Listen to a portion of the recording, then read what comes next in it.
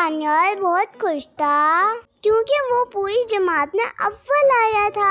अगले दिन जब वो स्कूल गया, उसके हम जमात ईद ने तारीफी लहजे में कहा, वाह दानियल ने तो मैदान ही मार लिया। ये सुनकर दानियल ने फूल भरे लहजे में कहा, हाँ और कोई मेरी बराबरी नहीं कर सकता। वहाँ मौजूद उसके साथियों को ये बात बुरी लगी।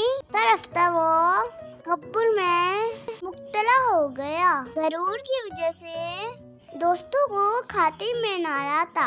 आहिस्ता आहिस्ता वो अपने दोस्त खोता जा रहा था। वक्त गुजरता रहा और सालाना इम्तिहान करीब आ गए। एक दिन वक्फे के दौरान दानियल क्लासरूम में दाखिल हुआ, रख कर रुक गया।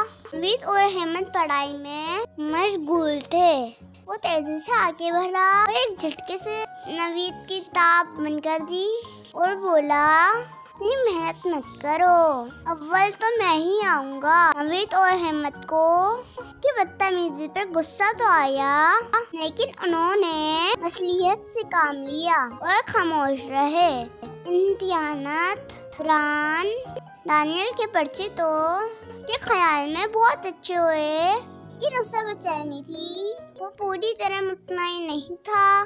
सालाना इम्तिहानात तारीख का ऐलान हो रहा था। सोम अफजल, दोम अहमद, अव्वल नवीद आया था। उनके नंबर इतने ज्यादा थे कि एक लम्हे के लिए दानियल चकरा ही गया।